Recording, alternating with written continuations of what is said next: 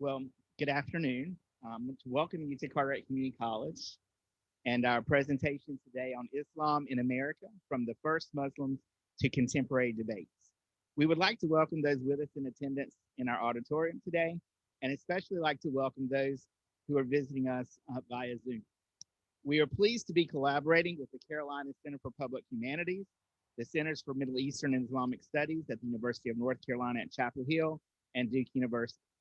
Many of our courses here at Carteret Community College, religion, history, political science, and sociology, touch on a variety of issues that we will be discussing today in our session.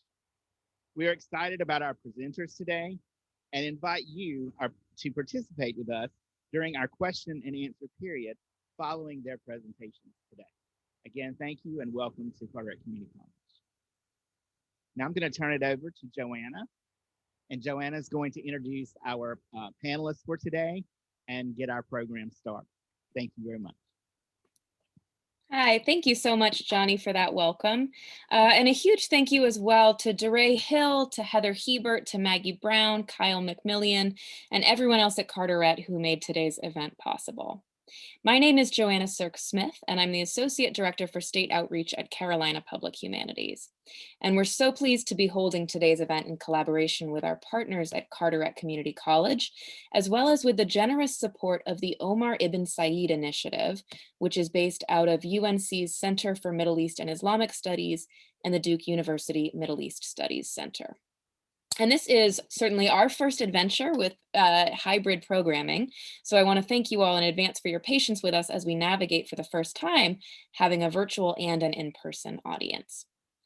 Now, I understand that some of you here with us today will have personal investments in today's topic because of your own family, your own background, your own religious identity.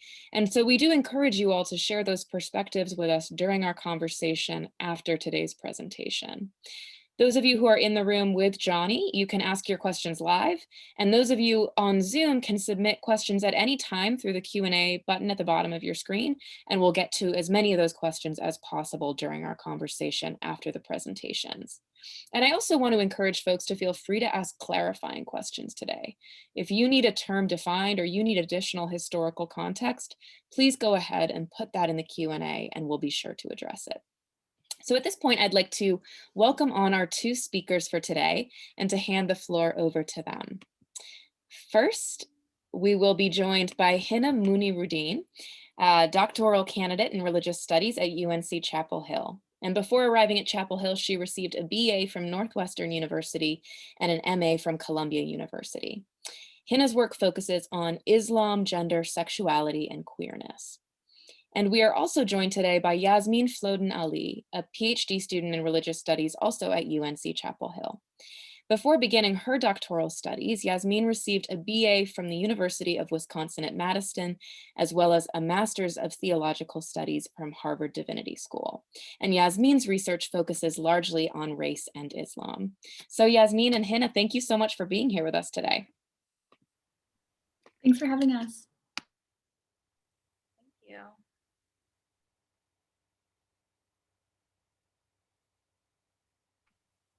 All right, Joanna, should I get started?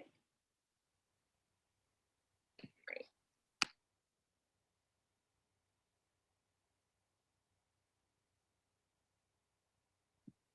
Whoop. Yasmine, somehow you got muted there. Sorry, I was gonna say, I'm gonna share screen, and Joanna, if you can let me know if that's working once I'm sharing, if you just unmute for a second, then I'll get started. Yep, that looks great. Great, we good to go? Oh, good, I can still see myself on Zoom. I was worried about that. All right, so I'm gonna get started, y'all. Like Joanna said, my name is Yasmine. I'm a PhD candidate at UNC Chapel Hill, and my research focuses on Islam and race. And more broadly, I'm really interested in the history of Muslims in the United States and the history of Islam in America. Super excited to be with you all today. Thank you so much to everyone for inviting us and having us there with you. I kind of wish we were there in person and could actually see campus and shake hands, but hopefully that's in our near future. Inshallah, God willing. So I'm going to be focusing on the history of Muslims in the US today. I'll kind of start us off, and then Hina's going to talk a little bit more about sort of contemporary gender concerns. If you have any questions at all, no question is too basic. I love questions. I think that the basic questions are often the questions that everyone wants to ask, so really appreciate you asking them in advance.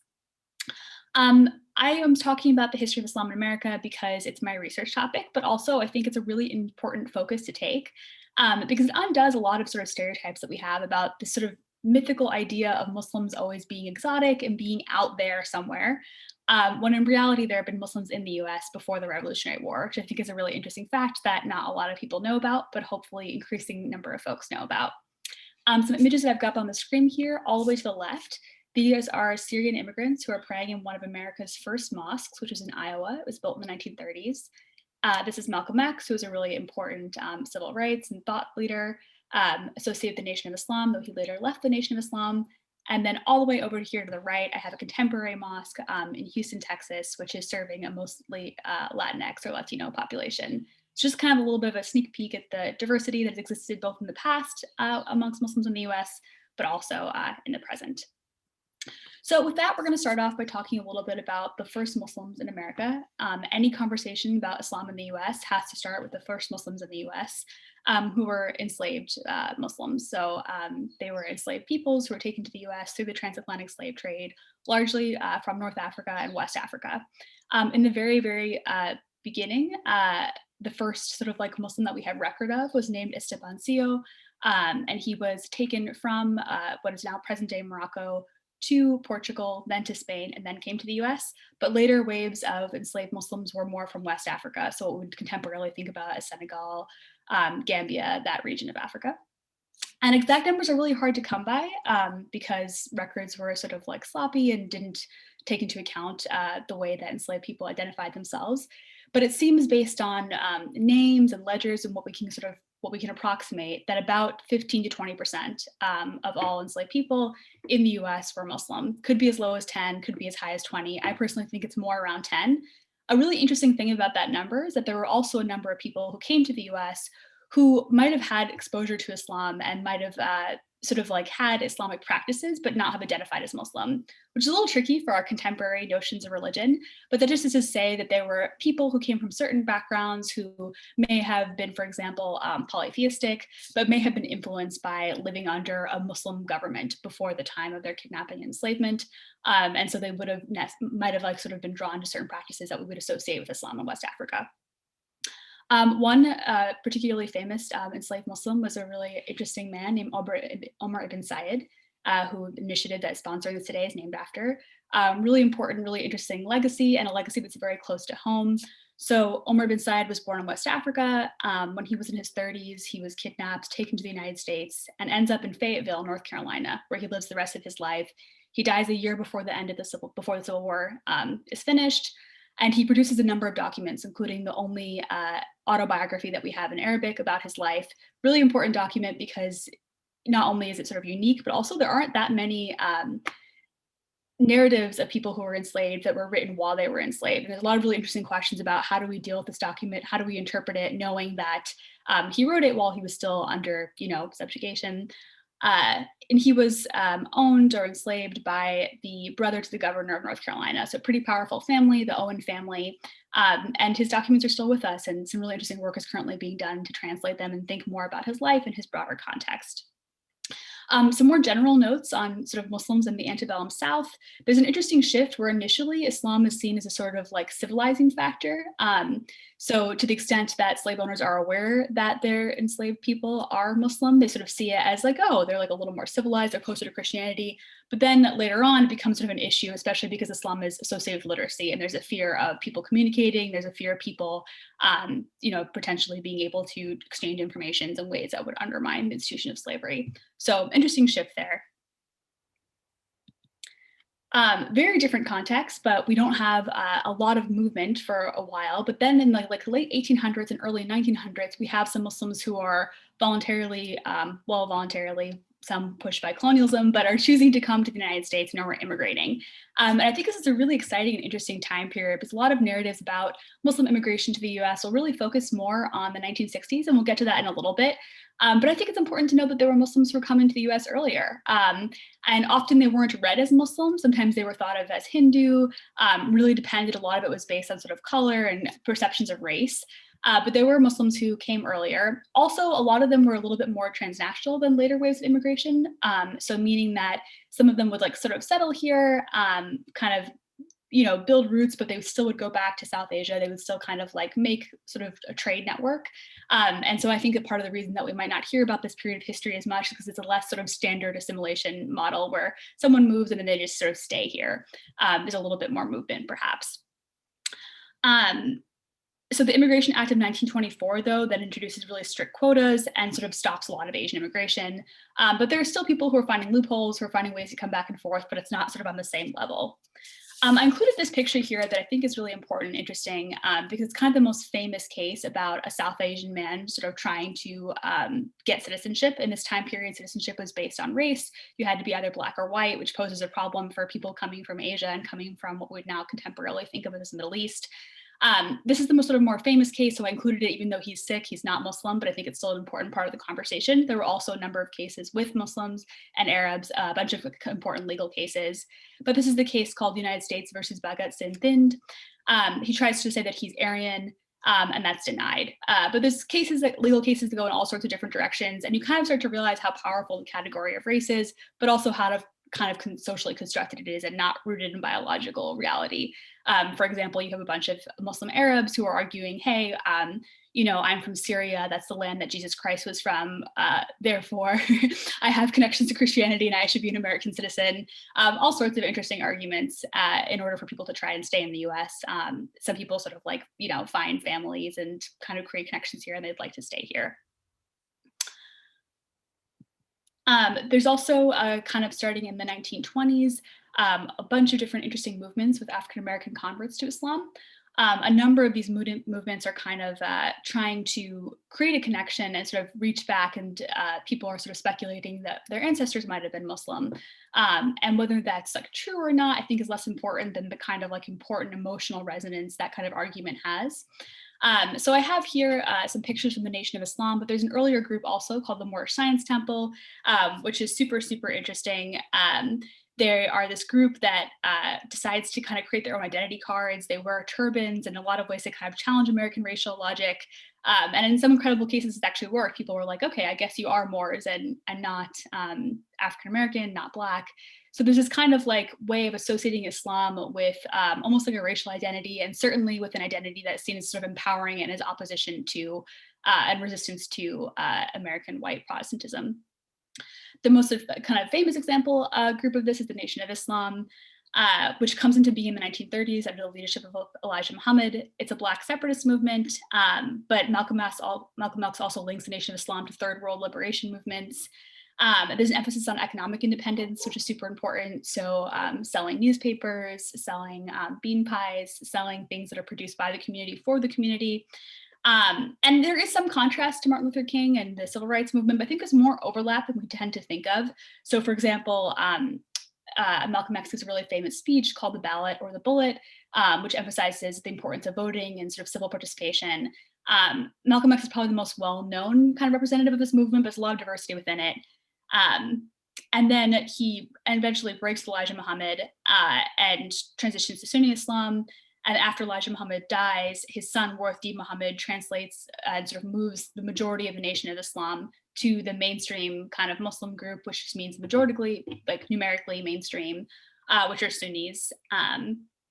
Yeah, and so a lot of kind of mosques, even in our area, have that kind of history and lineage. So for example, the oldest mosque in North Carolina that's been kind of continuously operating is called Al-Razak, and it's in Durham. And it was once a Nation of Islam mosque, but it's now a Sunni mosque. So it's kind of made that sectarian shift.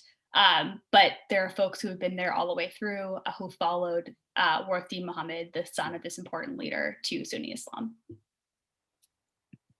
And I also want to include some movements that I think are really interesting in the 1900s that are often overlooked in kind of like historiography of Islam in the US.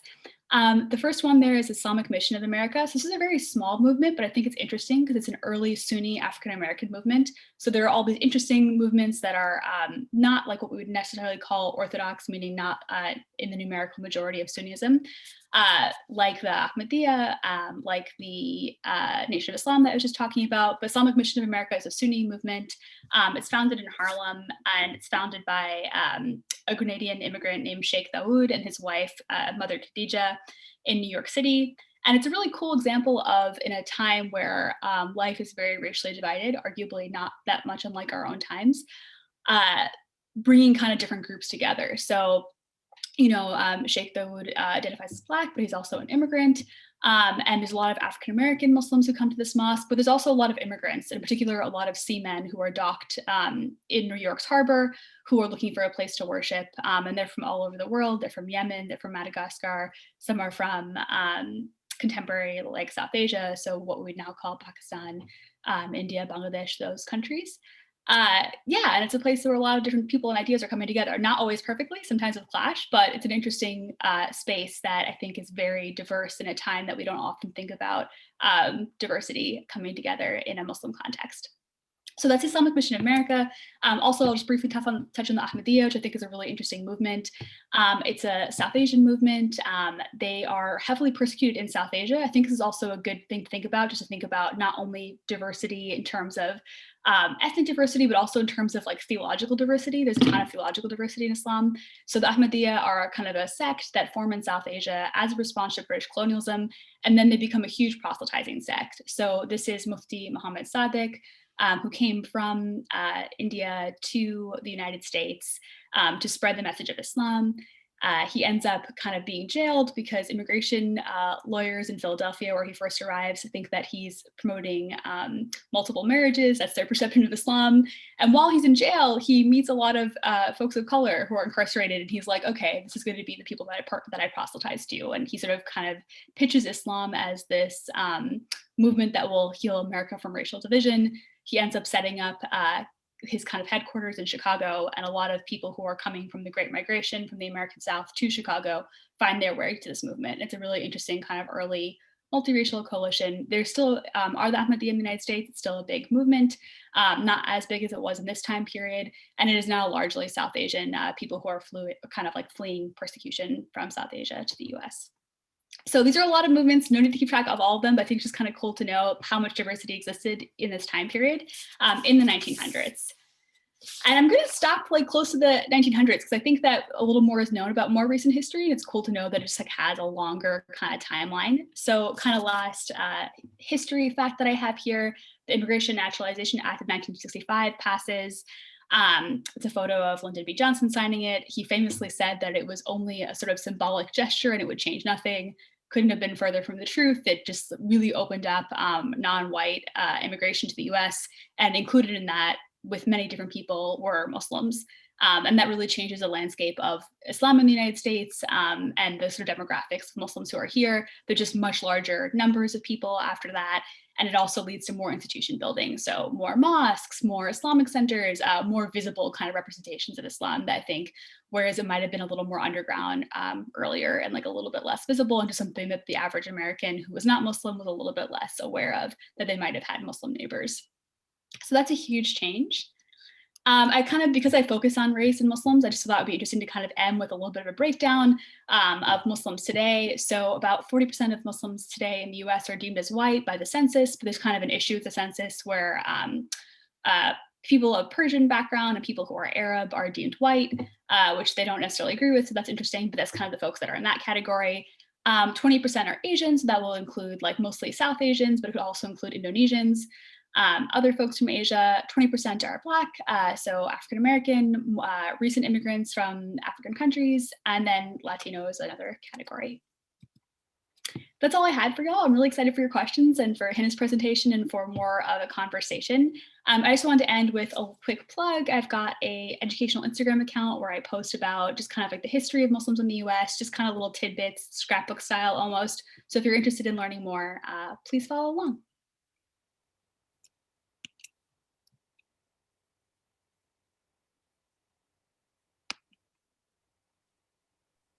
And I'll hand it off to Hina. Awesome.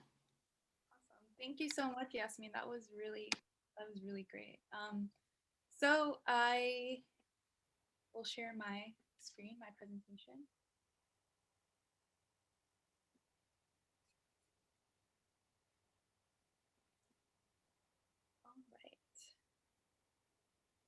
So, hello everyone. My name is, first of all, thank you to all of you for being here, and also thanks to all the organizers for um, organizing such a lovely event. My name is Hina Muneeruddin, and I am a PhD candidate at UNC Chapel Hill in the Religious Studies department. And today I will be presenting a very general overview of Islam and gender. I know there isn't time to go over every contemporary debate on Islam and gender in 10 minutes, but you can always ask me any follow-up questions during the Q&A, and I'll be happy to answer them. So I just thought it would be important to go over some basics before I get into the nitty-gritty of some debates. Oops. So here, some basics. So what you have in front of you is the genderbread person. And the question I want to put forward first, which seems like a little bit of a basic question, is what is gender? This genderbread person graphic is often a very popular teaching tool to explain gender identity, not as a binary, of a category of men and a category of women, but as an identity that is fluid and on a spectrum of femininity and masculinity. Also, from the diagram, you can tell that gender identity does not necessarily have to reflect your sex assigned at birth or even how you present yourself. This is relevant because often we only think about there being Muslim men and then there being Muslim women. But in reality, there is much gender and sexual diversity within the Muslim population. And I will kind of touch on that briefly at the end of my presentation, but this is something that I want to kind of hone in on. My next kind of basic question is, who is a Muslim? I know this seems like an overly easy question, but I think a lot of people are oftentimes mistaken about who is a Muslim and who isn't Muslim. From the map that you see here, you can see there's a very diverse distribution of Muslims across the world: North America, Middle East, Europe, Sub-Saharan Africa, Latin America, etc. Which basically tells you that anybody can be a Muslim. Anyone who self-identifies to follow the religious tradition of Islam, or even any of its branches, or any even peripherally identify with Islam or Muslimness, would be considered a Muslim.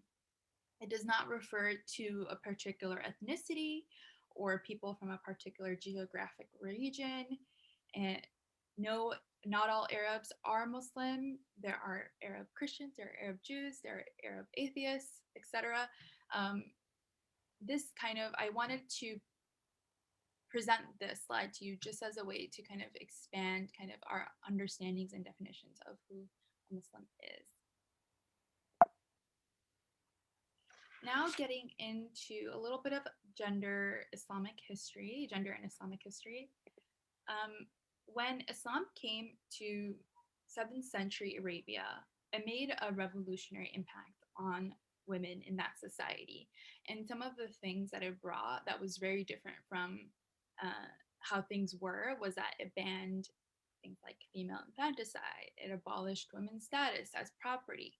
It allowed women to keep control of their own property and allowed women to keep their maiden names. These are just some of the changes that were brought by the Islamic movement in the 7th century.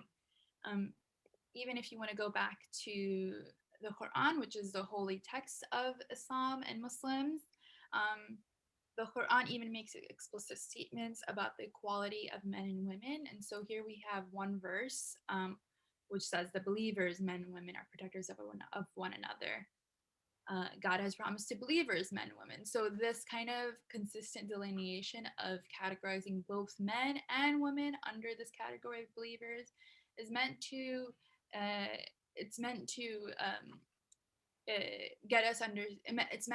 make us understand how equal and egalitarian both the status of women and men are under the religious tradition, right?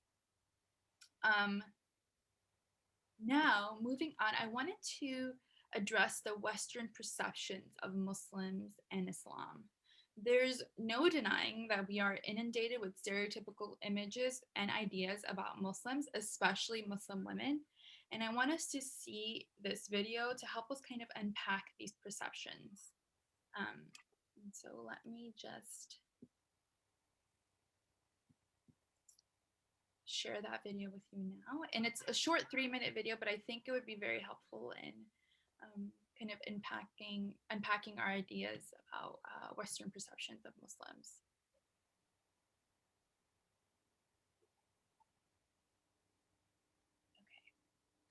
We'll be exploring a book that changed how we look at history, entertainment, and our heroes and villains. Wait, no. I mean this one.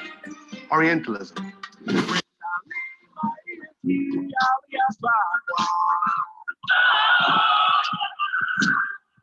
Crimson Jihad will rain fire on one major US city each week. Orientalism is a term brought to prominence by this guy, Edward Said, in 1978.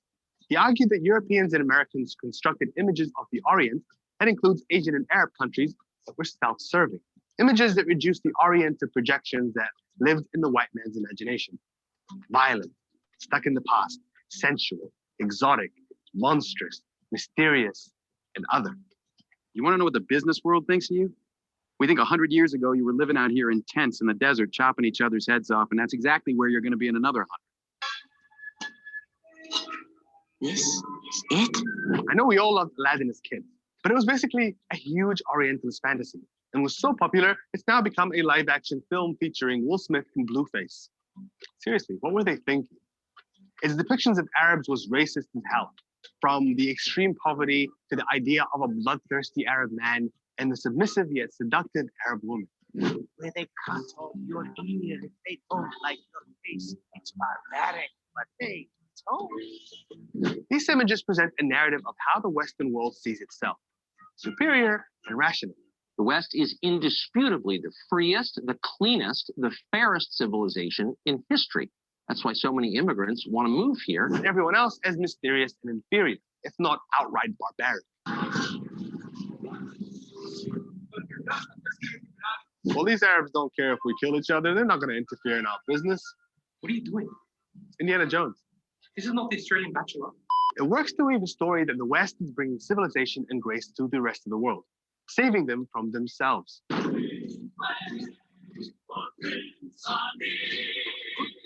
Said said these images strip people from the Orient of their humanity. He also argued these projections function like a self-serving loop.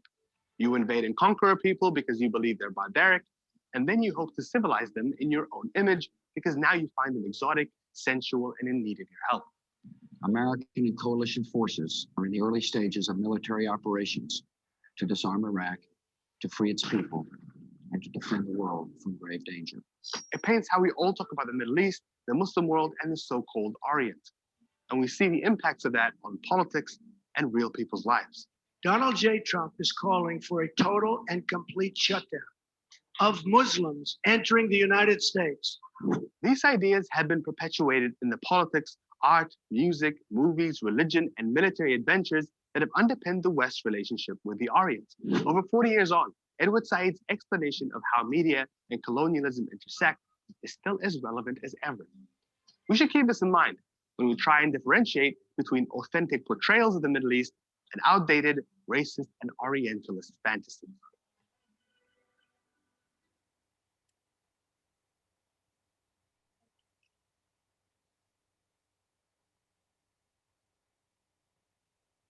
So as you can see, harmful stereotypical ideas of Muslims and Islam are so pervasive that they can even influence foreign policy and foster Islamophobia and anti-Muslim hostility. I wanted to now take a moment to debunk what I call capital I Islam. Usually people like to understand Islam as a singular entity, a one-dimensional entity. That implies all Muslims and that all Muslims are understanding and practicing in the same exact way, which is not true at all. There are many different Islams with a plural S. And you can see that there are many branches of Islam. I mean, some of the more popular ones you probably have heard of is the Shia, Sunni, Sufi, etc. But there is not one correct or quote unquote orthodox Islam. All are valid. And oftentimes we see this term orthodox, and I wanted us to unpack that a little bit, because orthodox implies one version of the tradition is correct and right and normal, and the rest are aberrations. So I want us to think closely when we use orthodox, when we use orthodox, especially in talking about religion. My thesis is there's no correct or one way of being Muslim or one version of Islam. All are valid versions, and there are many Islams with a plural S. And there is a vast diversity of how to be a Muslim across time and space. And because of this vast diversity, you see a variety of interpretations of Islam. So sometimes you'll see really patriarchal interpretations used to fulfill political agendas. And then other times you'll see more egalitarian interpretations. And oftentimes, these egalitarian interpretations of Islam, the tradition, the Quran, are used to create inclusive spaces. So here I've kind of put forth 3 inclusive, LGBTQ inclusive organizations and spaces in the US. And so first we have here Masjid al-Rabia, which is an LGBTQ inclusive mosque based in Chicago. And what they're doing there is they're expanding mainstream Islamic theory to recognize and validate LGBTQ Muslim worshippers. And then we have Imam Dei Abdullah, who is an openly gay imam, and he has founded the Mecca Institute, which operates 50 LGBTQ inclusive mosques across North America. And lastly, we have the Muslim Alliance for Sexual and Gender Diversity, and they work to support, empower, and connect LGBTQ plus Muslims. And there aren't only Muslim LGBTQ inclusive spaces, organizations in the US, they also exist worldwide. And of course, I've only picked 3 out of the many. And here we have MEME, which is an LGBTQ inclusive organization based in Lebanon. And then we have Ibn Rushd Goth, which is a LGBTQ inclusive mosque based in Berlin. And then lastly, we have here a figure, Imam Hassan Hendricks, who is a queer imam and activist who founded the Al Ghurba Inclusive Mosque in Cape Town, Africa. And that really concludes my presentation. And I hope that you learned something today, and I hope you can see how diverse and vast topics of gender and diversity and sexuality are in Islam. So thank you so much, and I look forward to your questions. Well, thank you so much, Hina, for that presentation. And thank you as well, Yasmine, if you want to come back on here. You have given us so much food for thought and so much to discuss here in the time that we have left. So, Johnny, I would love to start us out here with a question that came in during the pre-registration. And this question is from Ricky Baker at Guilford Tech. And I think, Yasmine, it might speak more to your presentation, but Hina, I would welcome your thoughts on it as well. And Ricky's question is, how are racism and classism addressed by Islam? It's a great question. In terms of classism, there are a lot of verses in the Quran about kind of like the dangers of hoarding wealth, and a lot of injunctions to share with orphans. The Prophet Muhammad was an orphan. And so that's something the Quran speaks to a lot, is kind of the importance of moving beyond the sort of book that was revealed to a very like tribal society, and also sort of like just kind of caring for people who are falling through social safety nets. In terms of race, I don't think like the way that we perceive of race now necessarily was operating in the same way when the Quran was revealed. But at least in the US, a number of movements kind of, I would say, starting in the 1900s, have aimed to use Islam and sort of Islamic language in order to create connections across racial categories. So that group Ahmadiyya that I talked about, which came from South Asia and proselytized in the US, that was very popular from like the 1920s to 1950s, still exists, but that was kind of like the height of their popularity at a time where there were less Muslims in the US. Their whole thing was kind of like that Islam was going to save America from its racial divide. I also do want to emphasize, though, that like any group of people globally, of course, there are racist Muslims. I mean, of course, there are Muslims who, even though there are so many verses in the Quran and there are so many sayings attributed to the Prophet that, like, an Arab is never superior to a non-Arab, and just because this was revealed in your language doesn't mean that there aren't still communities where Arabs are seen as kind of like the height racially, and then South Asians, and there's a lot of anti-Black racism in the Muslim American community, which is not surprising because it's an American community. So yeah, at the same time, which I think Islam has often been kind of used for a lot of liberation theology and really important work, I just want to also acknowledge the reality that, like all people, they're also crappy Muslims. So it's not like it's universally kind of put to that end. I wish that was the case with all. I wish all religious ideologies were only used in those ways. The class question is also really interesting because, particularly post 9/11 in the US, there was a lot of kind of discourse about, well, your doctor might be Muslim, and there's kind of like effort to be like, well, Muslims are really middle class and upper middle class, and that's kind of why you should accept us. And I think we're seeing a little bit of a backlash now with a kind of younger activist sort of oriented group, which is kind of like understanding that pressure was on our parents to kind of assimilate and to show that we were authentically American, but also that like we don't want to ignore people who are hurting in our communities. There are a lot of Muslims also who are poor, just because there are like, significant poor populations, especially folks who immigrated here post 1965. That immigration law favored people who were already coming from more educated backgrounds. So that kind of wave of immigration had a lot of more upper class people in it, as opposed to like immigrants who came kind of 90s onward are a little bit more like mixed socioeconomically. So yeah, like at the same time as we can say like, yeah, there are Muslims who are,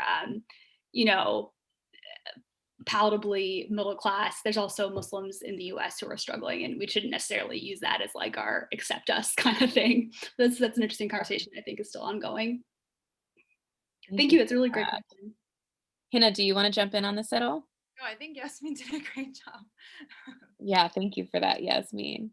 Johnny, do you have any questions over there that you'd like to jump to? Let's see. Any questions from the hall? Okay.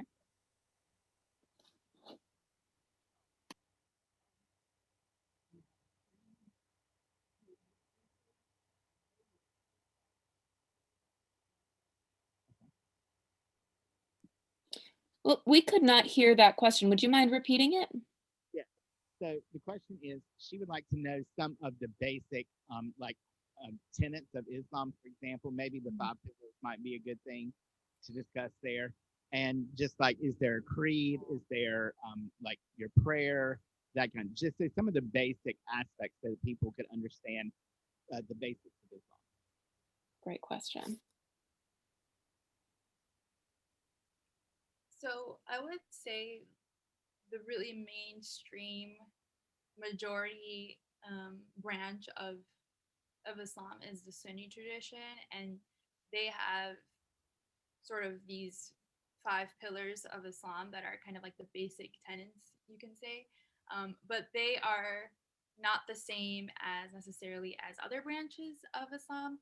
I know, Yasmine, there is a minor difference with the Shia 5 pillars. So I will give you those 5 pillars, but with the caveat that they don't apply to everyone, right? It depends on the branch that you belong to, and I'm most familiar with the Sunni branch. So so you have a declaration of faith. So that kind of declares that there's only one God, and Prophet Muhammad is the last messenger of God. And then you have your 5 daily prayers, which happen across the day. There's a sunrise prayer, an afternoon prayer, a mid-afternoon prayer, a sunset prayer, and a nightly prayer.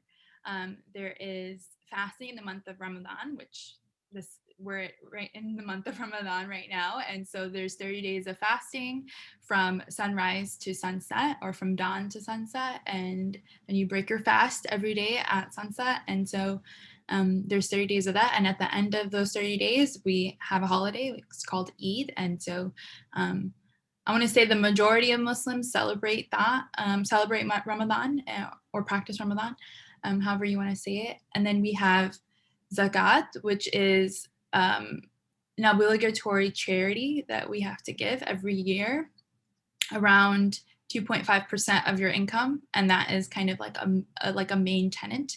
And lastly, the fifth pillar is a pilgrimage to Mecca, if you can afford it. So there are also, like, if you're too sick and you can't pray, then there are a lot of like caveats to each of these pillars. Like it's not like seen as very, very like you're going to hell if you don't do like this. Like there's like a lot of exceptions, and if you're sick or you can't afford something, then obviously you're exempt.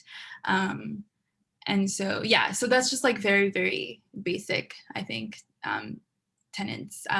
Yasmine, do you want to add anything to that? No, that was excellent. That was great. Yeah, the main book is the Quran, and the Quran's understood to be kind of like the final book that's revealed to the final messenger, the Prophet Muhammad, but the Bible and the like Torah also are seen as like holy books, just not like the final version.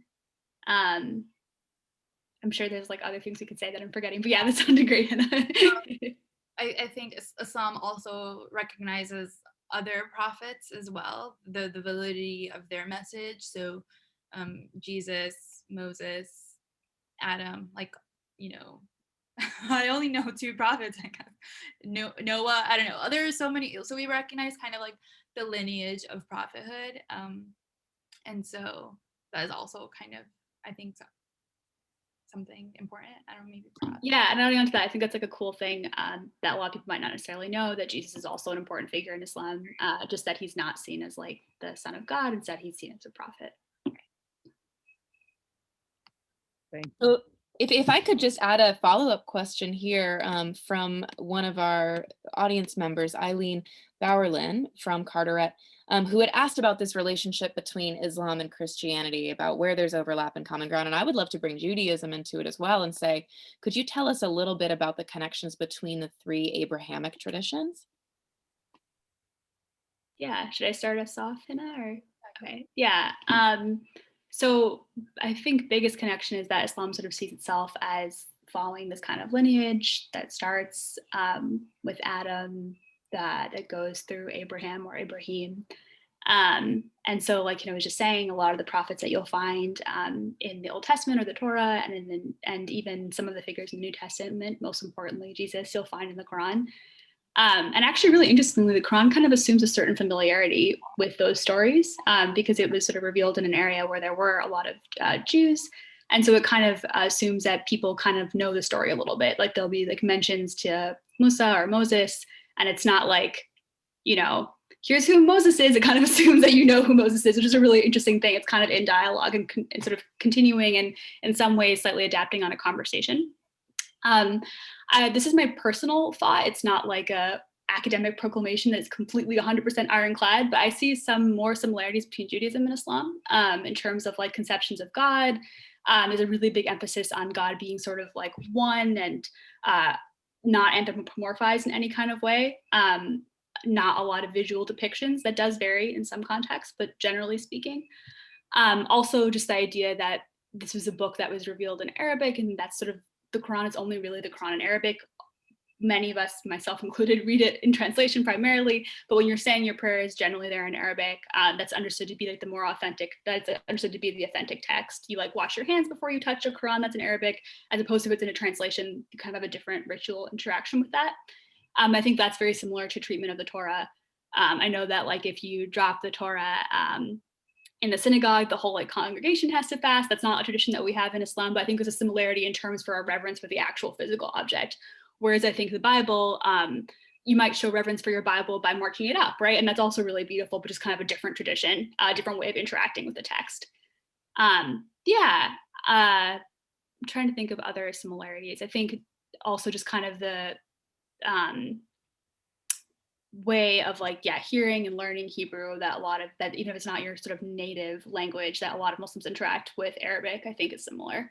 But similarities between Christianity and Islam, I mean, Christianity also is kind of like in conversation with Judaism, so that creates a lot of similarities, right? Christianity has the Old Testament.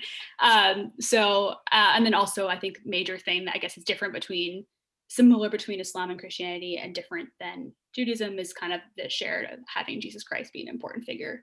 It's something that you don't really find in Judaism, but you find in Christianity and Islam. Thank you. Add that the story, like Jesus' story of like Immaculate Conception and the importance of Mary and all of that is kind of replicated in Islam and stories of the Quran as well. And the only difference is that we believe that Jesus never died on the cross, that he was kind of risen up to the heavens and he will come back down as Messiah, when the world is ending, just next week.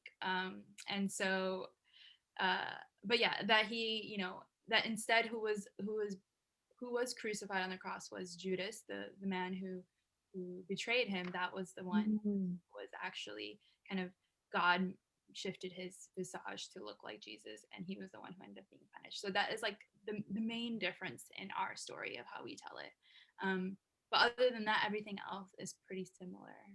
And yeah, and Yasmine, you did a really good job including Judaism into that conversation too. Thank you both for this. I have one more follow-up question I want to sneak in here, because both of you have been using this language of, the Quran was revealed.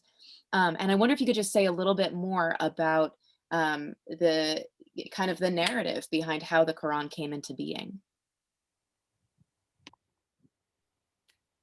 Yeah, so the Quran was revealed actually during the holy month of Ramadan, which we're currently celebrating by fasting, and it was revealed by the angel Gabriel, or Jibril in Arabic, as kind of like the mouthpiece of God to the prophet. And initially, like anyone who received a message, the prophet was like, what do I do with this? He ran home to his wife Khadijah, who was like, no, like this is you're hearing a real thing. This is revelation. And again, there was some kind of context with this. There was memories of previous prophets who had received revelation. So it wasn't completely like, I mean, I think if it happened to any individual, it would still be really stunning, but there was some sort of like way of understanding this tradition. And so the Quran is understood to be the direct word of God, which is a little bit different, I know, than the understanding of the Bible. I know some people think that the Bible is still the inerrant word of the God, but it's still sort of understood to be written by humans, whereas the Quran is understood to be like divine speech. And in fact, there's some sort of like philosophical debates about like, has the Quran always existed somehow outside of time, preserved on some sort of tablet? And it makes for really interesting conversations around Quranic interpretation. There's some verses that exegetes will say, are really specific to the time period of the prophet and to the challenges that early Muslim community was facing. But then sometimes there are verses that seem to be more universal and for all times. There's a lot of debates about that in terms of interpretation. But yeah, it was transmitted orally. It was an oral time where people did a lot of poetry, especially in pre-Islamic Arabia. So people were used to like sort of memorizing things and reciting them, and that was kind of a main way that people learned and engaged. And I think there was different written versions, but the final codified version that we have now was codified by the Caliph Uthman. So not that long after the Prophet's death, do you remember time period, Hina? It was definitely within 100 years. I don't remember the exact time, so I don't want to say it and then be wrong. I can do a quick Google for you, but within 100 years of the Prophet's death, we've kind of got the final codified version that we have now. And there's also a lot of traditions around narration that ever made up to the present, different ways of reciting that are considered proper. So I think that the orality and the way of hearing and listening to the Quran is equally, if not maybe more important, honestly, than the written version. It's something that's sort of meant to be played in the background, that's meant to be interacted with and heard a lot of the time. Hina, anything to add to that?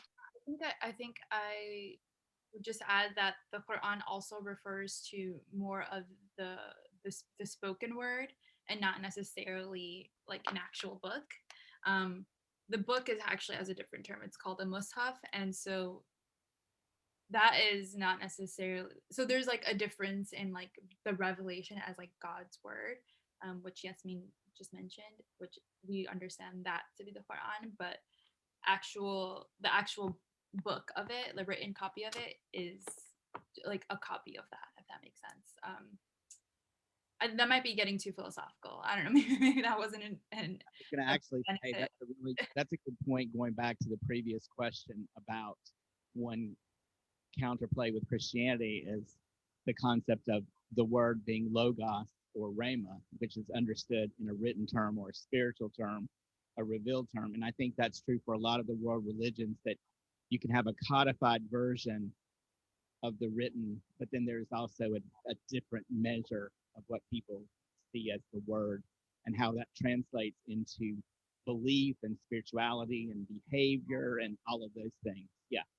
So that's a really good distinction, which also is similar to Christianity as well. Yeah, I think that's a perfect way of putting it as well.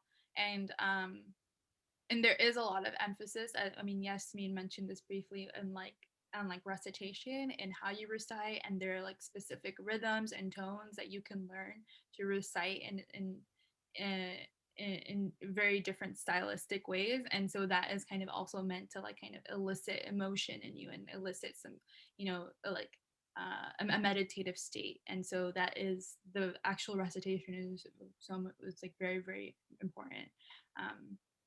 More important, I would say, than just reading silently. Right. Okay, I'm going to see if we have another question here in our group. Does anyone have another question that you would like to ask? Put your hand up. Anybody? Okay. Miss Yvonne.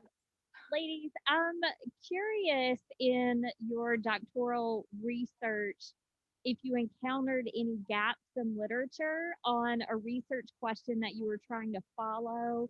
And, did it appear to be that there were some topics within the area of studying Islam and the Muslim religion that there just wasn't enough literature for you to explore?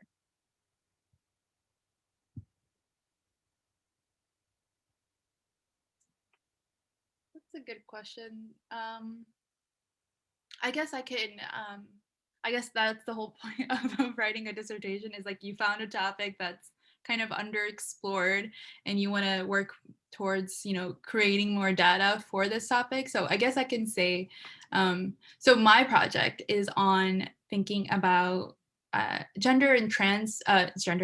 queer and trans Muslims and how they think about their gender identity alongside their religious identity, and how they use ritual performance like prayer to kind of stabilize their identities, right? And yeah, there's not that much literature on trans and queer Muslims that I have seen so far, and so that's kind of like the reason why I want to study this topic and kind of talk to queer trans Muslims. And so what I'm interested in is thinking about how they use art as like a ritualistic experience, and the ties between art and ritual. I think they're very, I think there's a long history of art and religious spiritual experiences being tied together. I feel like music and art have always been part of religion in some capacity and across many religions, and so I feel like there's something there, but there isn't with my specific population that I want to look at, which is like queer Muslims. Yeah, there's not that much information, so that's kind of the reason why I'm like kind of exploring this topic and doing interviews and making my own data, you can say. I don't know if that answered your question, but Hina's research is so cool, mashallah. Every time I hear her talk about it, I get so excited because I also just like knew not a lot, but I definitely knew people who were queer and Muslim growing up. But I think between like just like homophobia in the US and then homophobia within like Muslim communities, it's going to be so cool to have people's stories represented like that. I'm very excited for that. Yeah, I don't know if I think that it wasn't so much a gap in the literature, but maybe like a gap in kind of like the questions I saw being asked. I like the way that you phrased that, because I think often like our interest in things does begin with like a lack or like a wanting something to be there and it's not. I think that so much of the literature that I read on Islam in the US kind of is really focused on post 9/11. And so that just kind of initially got me interested in like Well, when did Muslims first come in the US? And particularly both Hina and I have had the privilege of working with Professor Ernst at UNC Chapel Hill on translating Omar ibn Said's autobiography and some of his other works. And then that got me like, wow, like there's a really long history here, like a history that is as long as the history of this country is. And what would it look like to kind of take that longer view and think about how perceptions of Muslims change with time? And then as I did that research, just like race came up as such a prominent theme that I was sort of like, okay, that's something that I need to focus on here, because I think part of the reason why these different groups sort of early on, like by early on, I mean like pre-1950s, are not being put in conversation with each other is because they're seen as separate stories. Like they're not seen as like a Muslim American story. They're seen as a story of, you know, the civil rights and movement for Black power, or they're seen as part of the story of, you know, early immigration, early Asian immigration. But I'm interested in kind of thinking about how are these communities interact with each other. So yeah, it's a little bit like a roundabout way, but kind of that was sort of my process in getting to the question of thinking about race and Islam in the US. Very cool. Thank you so much. We have so many great questions here. I'd like to turn to one from Leanne Anderson from Guilford Tech, who wanted to know a little bit more about shifting ideas around what the rights of women are in Islam. And Hina, as you mentioned, this is, you know, this would be a complicated topic on its own, but it's extra complicated given that I think, especially in American discourse, we have all these layers of stereotypes that are shaping our perception of this. Yeah, I tried to kind of, it was a very difficult task to kind of encompass all that I'm thinking in my presentation about this discourse around rights and women's rights in Islam, which is such a hot topic. That's why I wanted to start off with when Islam came to 7th century Arabia, how it was a revolutionary movement at that time period where women were being treated horribly, and Islam kind of brought many rights to that society. But of course, across time and space, as Islam developed, again, there were different interpretations of what it means of how Muslim women should act or not act. And of course, queer Muslims and gender minority Muslims were not even included or part of this conversation. But of course, so there have been like a prolific amount of interpretations about Muslim women and what they should wear, what they shouldn't wear, how they should act, et cetera, et cetera. And that's why you kind of see this discourse in the West, especially about the Middle East and how they treat their women, and that kind of becomes the image of women, of Muslim women, right? As oppressed, as forced, as abused, et cetera, and a lot of these stereotypical images or conceptions of Muslim women have been propagated by colonialism, by U.S. foreign policy. Like the war in Afghanistan was seen as a way to liberate the women in Afghanistan, and there was Laura Bush's whole campaign was about liberating. We must invade Afghanistan to liberate the women, and I kind of would categorize that as like colonial feminism, a feminism that yes tries to help others, but is using methods of colonial invasion, and they're still trying to destabilize other governments of other countries. And so there's like a lot here to kind of unpack, because we're always, when we think about Muslim women, we always have this Orientalist, like from the video that I showed y'all, this Orientalist view of how Muslim women are, and that kind of stems from these stereotypical colonial images that we have of women. And so it's kind of hard to like get around that, and which is why I kind of tried to emphasize in my presentation that there are many different interpretations of the tradition, and many have used those interpretations negatively, right? They've taken patriarchal interpretations. So a lot of these interpretations were made by men, and they've used that to kind of further their political agendas, whatever that may be. And then some have taken the tradition and come up with really egalitarian and very inclusive interpretations, and have used that to create like beautiful, inclusive spaces for all folk, right? And so yeah, I don't know if that completely answered your questions, because I feel like I could like talk at y'all for like an hour or 2 hours, like forever, to kind of unpack the nuances of that. But yeah, so there's a lot going on, but yeah, I'll just stop there. I think that's hugely helpful. I mean, just to, again, draw our attention to the enormous diversity of Islamic traditions, in the same way that we see, you know, a huge spectrum of what women's roles might look like in Christianity or in Judaism or in Hinduism. You can't have a religion that stretches across the globe and spans more than 1,000 years and not have various interpretations.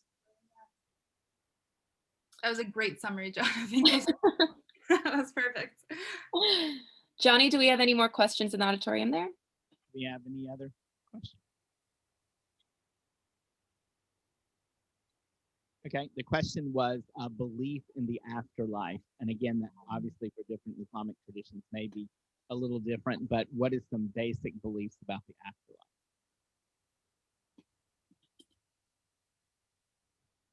Yasmine, you want to go ahead? Yeah, I was just thinking about the Christianity Judaism conversation. I think that I should have brought this up earlier. It's helpful. I think this is also one that's more similar to Christianity probably than Judaism, just in terms of, and it varies. There's different groups and there's different philosophical beliefs, but generally speaking, an idea of a heaven and an idea of a hell, which I think is probably pretty similar to Christian conceptions of a heaven or hell. One major difference is there's no conception of original sin in Islam, but there's some ideas about like a barzakh, like a kind of intermediary place that might be somewhat akin to what we think of as purgatory, a place that souls who go for a bit before they kind of go to their final destination. But yeah, generally speaking, there's kind of like a monotheistic heaven or hell, which I know in Judaism is like a little bit more nuanced and complicated. Anything, Hina, you'd add to that? No, I think that was good. And just a quick follow-up question on that. Could you tell us a little bit about kind of the balance between the importance of ritual and belief? You know, I think to paint with a very broad brush here, I think a lot of Christian traditions, certainly Protestant traditions, lean heavily into belief as being the ultimate thing that determines whether or not you're a good Protestant or not. When we think about Judaism, we often think more about ritual practice as being how you express your Jewishness. Could you just tell us a little bit about how that balance plays out in Islam? I think it's a mix, honestly. I mean, the first like pillar, Shahada, like declaration of faith in God and that the prophet is the final messenger, is definitely like a faith-based thing, right? You could say that, but no one knows if you believe that besides presumably God. But then, yeah, there's a lot of emphasis on ritual action, especially in terms of daily prayer, which again, in the lived realities of Muslims varies wildly, but at least definitely in the like kind of prescription ideal for a lot of Muslims is kind of praying 5 times a day. So yeah, I don't know, Hina, what would you say? I think it's a bit of a mix. Yeah, I would say, well, oftentimes like there is this, well, because Protestantism is the majority, right? It kind of becomes the default of how we think about religion, and that kind of formulates a little bit of like a hierarchy in thinking that like, okay, belief is the better way of doing a religion than ritual. And obviously that stems from like a tormented past with the Catholic Church and how they were also ritual heavy, and you know, and the kind of breaking from the Catholic Church. And so here when we live in a society that's a majority Protestant, then you kind of see there's like a little bit of hierarchy of like, okay, interiority of belief is superior to any ritual action, which I also want to encourage y'all to kind of unpack and like debunk this kind of dichotomy of like interiority of belief, and then there's ritual action, which is either separate two categories or that one is above the other. And as Yasmine said, I would agree with her that a lot of times in many Islamic practices, there is kind of like a symbiotic relationship where a ritual kind of encourages this interiority of belief, and then this interiority of belief can kind of encourage ritual action, and so there is kind of like this this balance between the two, which I think may be different from others, but I'm not sure. Yeah. That's a really helpful reminder not to read this as a dichotomy through the lens of past religious conflicts or through other religious traditions. And I feel like you already gave us such a beautiful example of this in action in describing the power of Quranic recitation, and how the ritual act of reciting that text is meant to be an internally meditative experience and transformative. That's great. Thank you. I think an interesting follow-up to that is that, you know, having this notion of religion as identity as well, which is another level than practice. And so, because a lot of people, one of the things we notice with Judaism, Christianity, other people will say, I am blank, and you fill in the blank. But to what extent do they actually practice, participate in the ritual, all of this? You know, and I think the same could be said for Muslims, Hindus, Christians, anyone. But I think that gets back to that identity issue, identifying as a Muslim, but what does that really mean? The meaningful experience of practicing, you know, practicing your faith. So I think that's an interesting layer with that too. When someone says, I am a Christian, I am a, you know, which here in America, a lot of times it's a denomination. We have more denominationalism, but I think that, but certainly in Islam, I mean, you know, that's a layer too, you know, that identity thing. I'm curious, I know we're probably running out of time. I'm curious if you could speak to the question of intersectionality. Do Muslims look at identity, queerness, race, all of these things? Is that concept coming into Islam as well as it is here in our country about intersectionality and looking at these identities? How is that kind of happening with Islam? Yeah, Yasmine, go ahead. I think, yeah, I think Muslims in the United States are probably having similar conversations that other Americans are about intersectionality. I think it's probably the same range of thoughts about how that interacts with the way people see their identities. I think especially in an American context, which I'm more familiar with my research, especially in our contemporary time, there's a lot of thoughtfulness about how religion and race and gender and sexual identities all kind of work together. I think there's a lot of awareness about how those things intersect and a lot of really helpful, interesting language. I think intersectionality as a framework kind of comes out of like an American legal context, and it's definitely grown since then, but I think it's really an American kind of language. I know that in France now they're in uproar about like the plague of intersectionality coming from the US or France, which is just like ridiculous and very funny. So it's not just an American phenomenon in terms of thinking about gender. But I guess the language does come from like Kimberly Crenshaw, who's like an American legal theorist. So there are some kind of American racial implications to that. So I don't know if like a Muslim in Egypt would necessarily use like the word intersectional in the same way. But I think we're living in a time where we do think about identity in those kind of terms. So I think that it's possible that they might also think about identity in those terms. Whether or not they're using that exact language, I'm not sure. Yeah, I would agree with you, Yasmine. And also, not to reference my own presentation, but the last two slides that I put up of like the different LGBTQ inclusive spaces and mosques in the world and in the US, I think they're doing that work. They're definitely doing that work of thinking about their race, especially in the US context, thinking about their race, thinking about their sexuality, their gender identities, and thinking about how they can be validated as Muslims with all of these other identities too. And they're creating really inclusive, awesome spaces, beautiful spaces where they're doing that work. And and they do exist. So yeah, but again, I wouldn't know about if race is as relevant of an identity for Muslims in Indonesia as it is for us here in America, because we have a very particular history and understanding of race here. And so it would look very differently anywhere else besides US.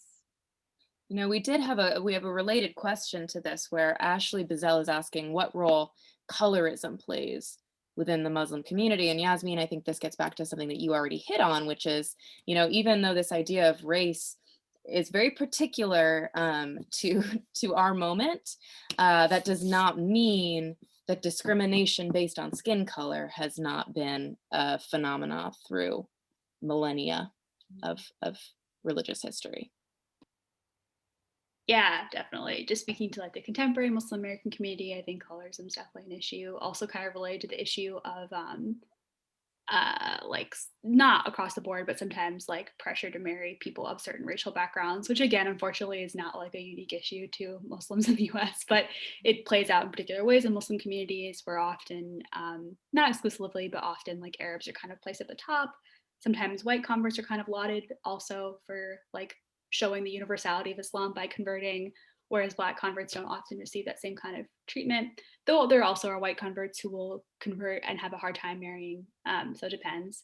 But yeah, I think it unfortunately follows kind of predictable logic along American racial terms where you definitely see a lot of interracial marriages, but sometimes there is pressure to marry within a community. And within communities also, there's a huge amount of colorism, which, you know, again, I think is unfortunately not unique to Muslims, but definitely a huge issue. I know like in the South Asian community in the US, there's a lot of colorism and conversation about like fairness being associated with beauty and like wanting to have like a fair bride and that sort of thing. And I think that's like South Asian community of all religious backgrounds, but it definitely also affects Muslims. Yeah, I think from my understanding, colorism is an issue in previously colonized countries mostly, which I've seen, like South Asia, which was colonized by England, parts of Africa, which are also colonized by England. I mean, mostly like England, France. You know, these countries that have been colonized by a Euro or Euro-American country, they often have. You often see these colorist attitudes where beauty is associated with fairness, and that kind of is attribute, you know, and that attribute that association is kind of made because the ruler or the victor of that society has been white people for a long time, and so and they get to determine beauty standards, they get to determine what's ideal masculinity, they get to determine what's ideal femininity, and so that like tends to trickle down to the indigenous folk as well. And so they'll find in many communities this colorism to be an issue, which I love to blame on colonialism. So that seems fair. But also to add to that, like there's, you know, like a terrible but really interesting history in the US of like Black Americans and sort of colorism and like white passingness. So it's also definitely like an American phenomenon too. Yeah. Well, we have another audience question here, specifically about America today. Kayla Castro asks, based on your experience and your studies, if you could send a message to those who hold political power in the US about Muslims and immigration, what would that message be? It's a great question. It would probably be a really compact history lesson. The Muslim ban was so horrific and such a assault on the values that we claim to hold dear. But I think for me, the kind of most damning thing is that it wasn't really unprecedented, that we have like a really long, detailed list of legal precedent in this country where, I mean, for like a very long period of time, to be a citizen, you had to be white. So I think just kind of drawing those connections is depressing, but helpful. Sort of like a knowing where you've come from in order to figure out where you want to be sort of thing, I think is helpful. But also that there's always been like interesting creative innovation and like communities that have pushed past artificial boundaries, I think is also really uplifting and exciting and a way to think forward and a way to appreciate communities that currently exist.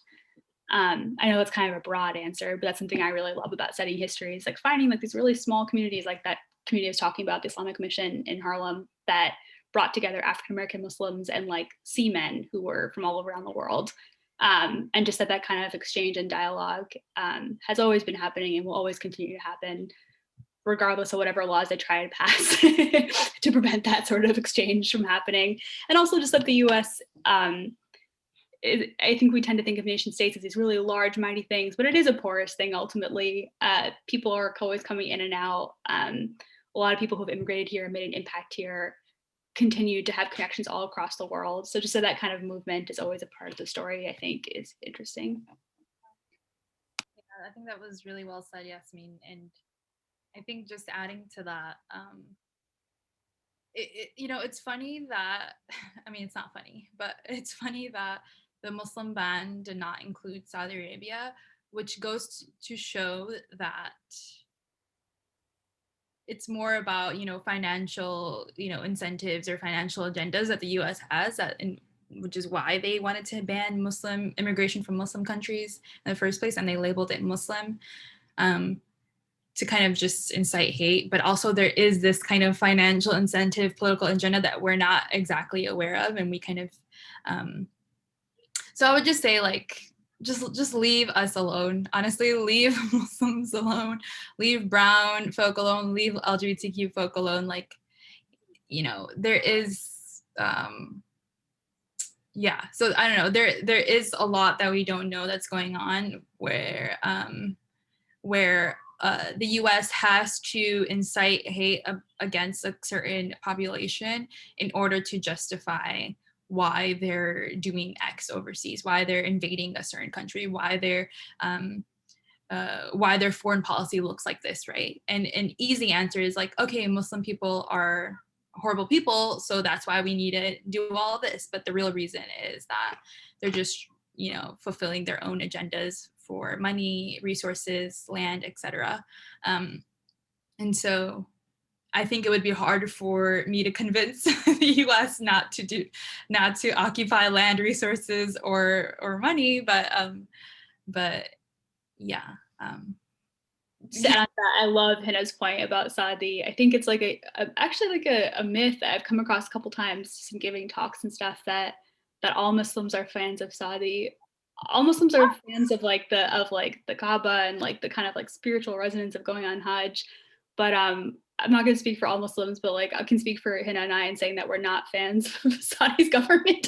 And so it is just really funny to think about, like, yeah, like all these mostly really poor countries where people were banned from, and then that we continue to like give financial assistance to governments as corrupt as Saudi is just kind of, it doesn't seem to be supporting the values that we purport to uphold.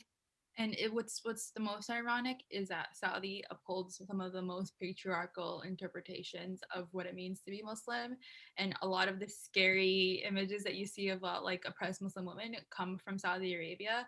And so, yeah, that's so this notion of like liberating Muslim women, but not from Saudi Arabia, I think that is should give little alarm bells.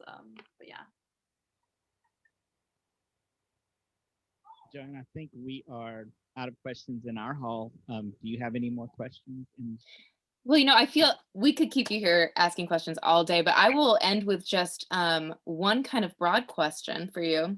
I would love to be able to send out some resources to folks when we do send out the recording of this event to everyone who registered. I would love to send out a list of resources if folks are just interested in learning more about Islam in America, particularly. And so I know that you can, send me some suggestions later on, but if off the top of your head, you have any ideas for websites, podcasts, books, specific public figures you would tell people to just listen closely to. I would like to recommend a podcast actually, which I've been using as a teaching tool in my seminar that I'm teaching this semester, which is Sex, Gender, and Religion in South Asia. It's called Keeping It 101, a Feminist Killjoys. I don't remember the rest of it, but it is a podcast hosted by Elise Morgenstein-Forrest and Megan Goodwin, and they're professors of religion in the US. And so I think if you're just wanting to kind of get a basic understanding of religion, what is religion, which is a hot topic in religious studies fields, and what is a world religion, who gets to decide what a world religion is and isn't, and then questions of gender and sexuality. It has everything, and I would recommend that. It's been a really good tool for me in the classroom. Awesome, thank you.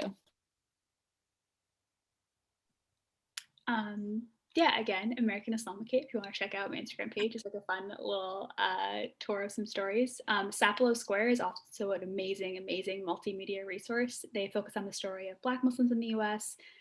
They have everything from like podcast interviews to like short stories to kind of blog post forms. They do a really great job doing like original research, and then also a mix of sort of like research in terms of thinking about Muslims in the US, but also kind of theological reflection too. So if you're interested in hearing like Muslims talk about their experience as Muslims in the US, I think that would be really lovely. So right now, for example, a lot of Muslims are slowly reading through the Quran. A lot of Muslims try and do that during Ramadan. Some Muslims do that all year round, good for them. But a lot of us also try and do it during Ramadan. And so then there'll be like kind of a reflection on each section, like of the Quran. And so they have on this website, like people reflecting specifically from a Black Muslim American perspective on each section of the Quran, which I think is really cool and an exciting way to see that people are doing kind of theological interpretation in real time. That's really cool, and a really cool way to kind of like democratize interpretation, that you're not just reading interpretation from experts, but just from everyday Muslims. That's awesome. Well, thank you so much for those suggestions, and I will shoot you an email and solicit a few more to share with our audience members. But thank you so much, Yasmine, Hina, for your time today. You've shared so much with us. You've given us so much to think about. And Johnny, thank you so much to you, to all our audience members, and to everyone over at Carteret. Thank you, Joanna, and to Yasmine and Hina. We thank you very much. It's been wonderful, and we look forward to some more collaboration, hopefully in the future, as we discuss these things. It would be awesome to do that. Thank you. Absolutely. So next time in person. Absolutely. Yes. All right. Well, take care, everyone. Thank you so much. Bye-bye.